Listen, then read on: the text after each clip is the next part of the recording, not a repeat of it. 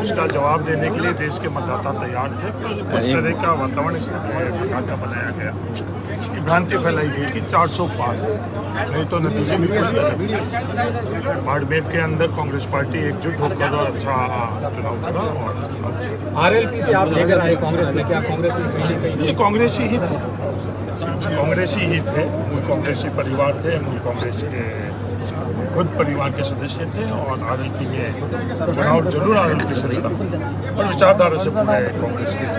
Sir Jalore के नतीजे पर क्या कहेंगे? जालोर का नतीजा से मैं स्तब्ध हूं कि हम लोगों के यहाँ सबसे कद्दावर नेता वो परिवार रहा है 25 वर्षों से। हम लोगों की राजनीति के, मारवाड़ की राजनीति का नेतृत्व किया, पर जालोर वालों ने हराया। मैं बड़ा स्तब्ध हूं। सर जालोर वाला का ही रोल था हराने में या किसी और का भी था? नहीं, मतदाता तो जालोर के थे। सर 5 महीने में ही कांग्रेस में विधानसभा चुनाव के बाद लोकसभा में 8 सांसद कांग्रेस के आगे, कांग्रेस की मेहनत थी या बीजेपी की एंटी इनकम? ये जो चुनाव था, अभी राष्ट्रपति महोदय किसको न्योता देती हैं, किसकी सरकार का क्या निर्माण होता है, समय बताएगा। लेकिन सिर्फ अगर आप इस लोकसभा चुनाव के परिणामों का मूल्यांकन करें तो ये स्पष्ट जनादेश जनता ने किसी दल को नहीं दिया। सरकार बनाने के लिए जनता ने खंडित जनादेश दिया है। तो जो भी सरकार बनने जाएगी वो हमेशा मिलीजुली सरकार होगी। पहली बात, जब 303 सांसदों के साथ भाजपा चुनाव लड़ने गई थी तब उन्होंने 370 का क्लेम किया था, 400 गठबंधन का क्लेम किया था। परिणाम आने के बाद उनके 70 सांसद कम हो गए हैं और गठबंधन 200 कुछ पे आकर अटक गया और कांग्रेस का संख्या बल दुगना हो गया। तो मैं मानता हूं कि अगर इस पूरे चुनाव परिणाम का 7 चरण का चुनाव 2 महीने का पूरा प्रकरण चला, उसका जो सारांश है वो ये है कि जनादेश सरकार और भाजपा के खिलाफ नहीं, इंडिया गठबंधन और कांग्रेस पार्टी के मैनिफेस्टो, हमारे मुद्दों को जनता ने पसंद किया और हमारा संख्या बल दुगना हुआ है। और राजस्थान के जैसा आपने कहा 11 जगह हमने भाजपा को हराया है। हमने, हमारे सहयोगी दलों ने मिलकर 11 जगह, उस जगह जहाँ पर 4 महीने पहले भाजपा की सरकार बनी थी तो डबल इंजन फेल हुआ जयपुर में, डबल इंजन फेल हुआ लखनऊ में, डबल इंजन फेल हुआ हरियाणा के अंदर। और हर जगह कांग्रेस और साथियों को हमको जनता ने समर्थन इसलिए दिया क्योंकि मुझे लगता है कि हमने सही मुद्दों की बात की। अब भाजपा बात करती थी मंदिर, मस्जिद, मंगलसूत्र की और हिंदू मुसलमान की, हम बात करते थे एमएसपी पे कानून बनाने की, रोज़गार की, निवेश की, महंगाई की, बेरोजगारी की। जनता ने हमारी बातों को स्वीकार किया और राजस्थान के अंदर जो परिणाम आए हैं वो पहले से बहुत बेहतर है और मुझे लगता है संतोषजनक भी काफ़ी हद तक। हम उम्मीद करते थे कि हम भाजपा से ज़्यादा सीटें जीतेंगे, लेकिन हमारे उम्मीदवारों का चयन, हमारा चुनाव, हमारा कैंपेन और नेताओं और कार्यकर्ताओं की एकजुटता, इस पूरे राजस्थान के चुनाव का जो श्रेय अगर जाता है किसी को तो हमारी कांग्रेस पार्टी के कार्यकर्ताओं को जाता है, जो भीषण गर्मी में बूथों में डटे रहे, प्रलोभन, दबाव, हर तरह का प्रतिशोध की भावना से सरकार प्रशासन ने काम किया। उसके बावजूद हमको जिताकर भेजा, हमारे सारे उम्मीदवार जीत कर आए हैं, वो सब सदन में बैठकर राजस्थान के हितों के लिए संघर्ष कर रहे हैं। सचिन पायलट जालोर नहीं आए तो क्या उसकी वजह हो सकती है वैभव गहलोत की हार? मैंने कहा ना, जो जहां हम नहीं जीते हैं वहां अगली बार मेहनत कर और जीतेंगे। और जहां, जैसे आपने इस लोकसभा क्षेत्र की बात करी है, यहाँ पर हम लोग क्यों हारे उसके बारे में विस्तृत जो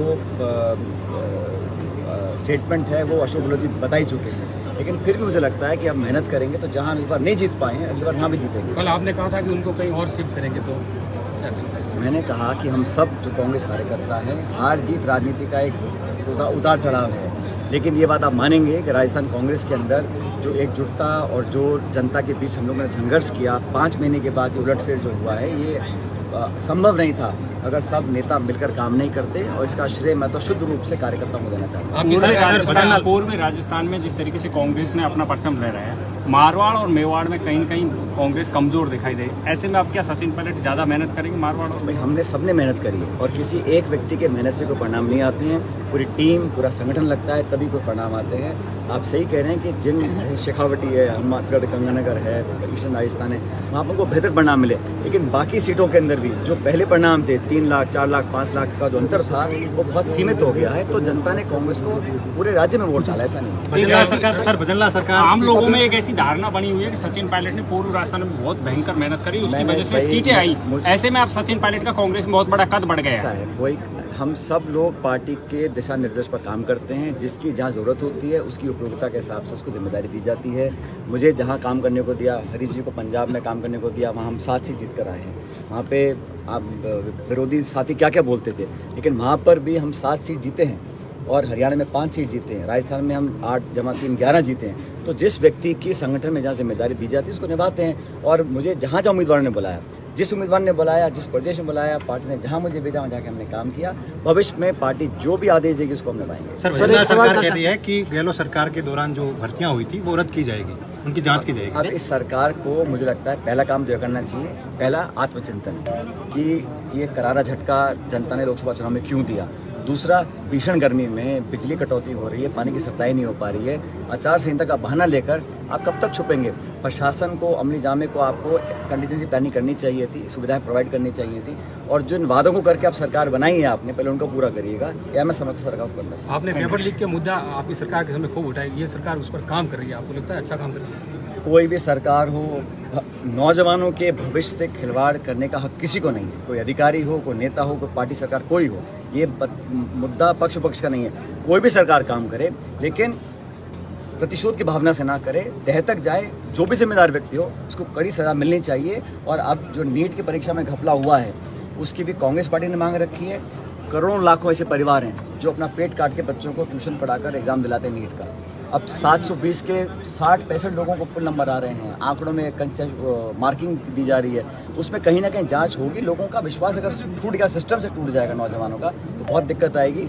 मैं हमेशा नौजवानों के हितों की रक्षा करता हूँ। हम सब साथी मिलकर उनके भविष्य की रक्षा करेंगे। सर, एक सवाल है। हो गया भैया। सर, एक